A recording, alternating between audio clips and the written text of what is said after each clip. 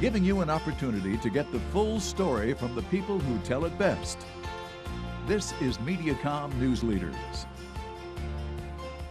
Okay, this segment's all about Columbia's Cemetery. Yes, there's a big event coming up, second year now for this event called History Comes Alive, and you're invited to come and join the festivities. To tell us more about it, our two guests over here, we have Genie Rogers. Hello, Genie. Hello Welcome there. to Newsleaders. Thank you. Good to see you. And Chris Campbell. Hi, Chris. Hi, James. How are you? Good. How are you? I'm fine, thanks. So what's your role in all this? Genie and the Friends of the Columbia Cemetery asked me last year when we did this for the first time to write and cast and direct 7 or 8, 9 actors who would be reenacting some famous Columbians. So that's what I do. And that's how history comes alive. Yeah. Yeah. How many different parts are being done this year? 7. 7. Some notable ones? Yeah, Richard Henry Jesse, notable president of the University of Missouri, General Odon Guitar, Mary Paxton Keeley, and several others. And the thing is, they're all buried there, of course. So we were talking before the taping, Jeannie, you were saying how this cemetery is like a gem that a lot of people don't really know where it's at. Well, it's right there on Broadway across from Remax, and it's a beautiful 35-acre area that is the oldest continuous business in Columbia, Missouri. Yeah. It was established before Columbia was actually, a city. Yeah. Can people still be buried there? Oh, yes. We have burials all the time. There's probably room for 10 or 12,000 more. Okay, so keep that in mind, folks. All right. But I think you said earlier, too, that you and Cindy Mustard kind of came up with this idea.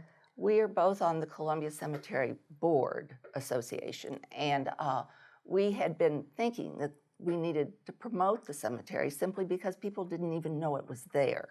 It's just sort of a hidden treasure back from Broadway, and people drive by and they don't know what it is.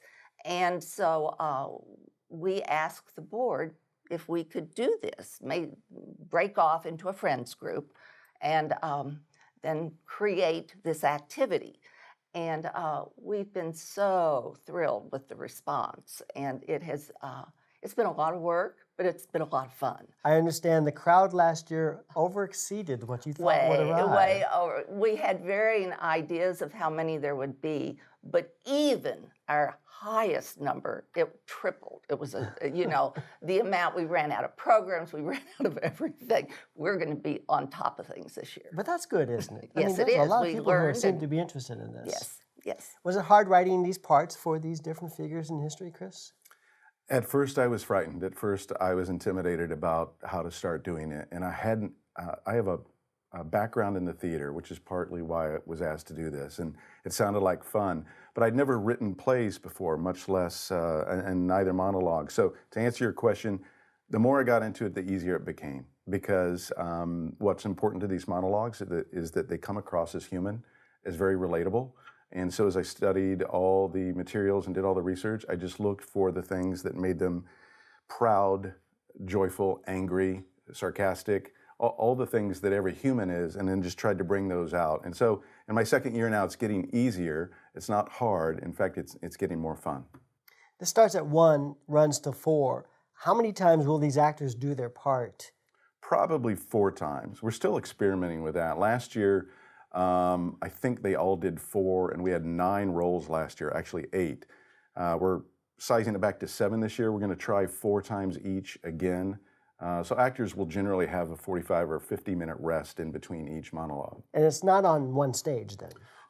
No, do you want to answer that? We are going to the gravesite of each of the people that are being reenacted, and they will be in period dress. We have Dr. Monica McMurray from Stevens College Design Department. Wonderful. And she is helping us with costumes like she did last year, and we are very appreciative for that. And so they will all be in period costume at their own grave. This is very unique. I mean, you don't just hear about something like this happening every day. It's happening once a year now. What's the date on this one?